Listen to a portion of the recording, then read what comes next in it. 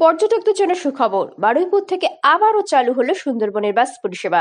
বারুইপুর থেকে আবারও চালু সুন্দরবনের বাস পরিষেবা। বারুইপুর থেকে ঝড়খালি, গদখালি, চুনোখালি বাস পরিষেবা দীর্ঘদিন বন্ধ থাকায় পর্যটক থেকে সাধারণ মানুষের ক্যানিং, বাসন্তী, গোসবাজাতে হয়রান হতে হচ্ছিল।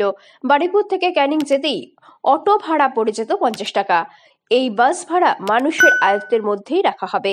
পাশাপাশি 46টি বাস চলবে পাশাপাশি 46টি বাস চলবে এই 3টি রুটে বলে জানিয়েছেন বাস মালিক সংগঠন। এই পরিস্থিতিতে সাধারণ মানুষের পকেটের স্বাস্থ্যের কথা চিন্তা করে এবং তাদের হয়রানি কমানোর জন্য এই রুটে বাস পরিষেবা চালু করার উদ্যোগ নেওয়া হয়েছে বলে জানান বাস মালিক সংগঠন। এই 3টি রুটের বাস পরিষেবা উদ্বোধন করেন বিধানসভার স্পিকার তথা বারুইপুর পশ্চিমের বিধায়ক বিমান বন্দ্যোপাধ্যায়। এছাড়া উপস্থিত ছিলেন শ্রমিক সংগঠনের জেলা সভাপতি শক্তিপদ মণ্ডল সহ আরো অনেকে। বিমান বসু এই দিন বলেন, চালকদের সতর্ক হয়ে গাড়ি চালাতে হবে, কোনোভাবেই এই পরিষেবা বন্ধ করা যাবে না। প্রসঙ্গত কয়েক বছর আগে এই বাস পরিষেবা চালু হলেও যাত্রী তেমন না থাকায় বন্ধ হয়ে গিয়েছিল এই পরিষেবা। আবার এই পরিষেবা চালু হওয়ায় খুশি সাধারণ মানুষ।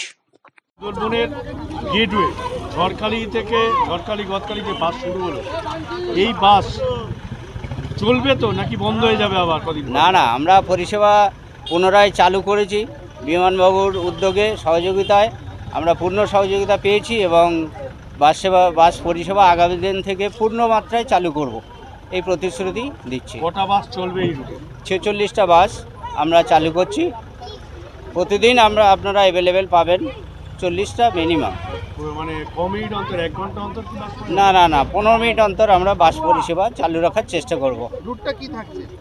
রুটটা SD 33, SD 64, SD 63, 3টে রুটের বাস বারুইপুর থেকে 3 দিকে ভাগ হয়ে চলে যাবে। বারুইপুর থেকে গদখালি, বারুইপুর থেকে ঝড়খালি, বারুইপুর থেকে চুনোখালি। 3টে কি আলাদা রুট, আলাদা বাস? 3টে আলাদা রুট, আলাদা বাস, কিন্তু বারুইপুর থেকে ক্যানিং পর্যন্ত একইভাবে আমরা নিয়মে চালাবো। 3টে রুটের বাস ওখান থেকে ক্যানিং থেকে ভাগ হয়ে যাবে। বারুইপুর থেকে ক্যানিং অটো ভাড়া নেয় 50 টাকা করে। সাধারণ মানুষের অনেক অভিযোগ এই। তা বাস পরিষেবা চালু হলো আজ থেকে, নিশ্চয়ই বাস পরিষেবা, বাস ভাড়া সেইভাবেই রাখা হবে মানুষের। আমরা প্রশাসনিক লেভেলে আলোচনা করে 35 টাকা ক্যানিং টু প্রশাসনিক লেভেলে আলোচনা করে আমরা সামঞ্জস্য ভাড়া রাখব। আমার নাম সন্তোষ কুমার মণ্ডল, সভাপতি বাস মালিক সংগঠনের, জয়েন্ট বাস মালিক সংগঠনের সভাপতি।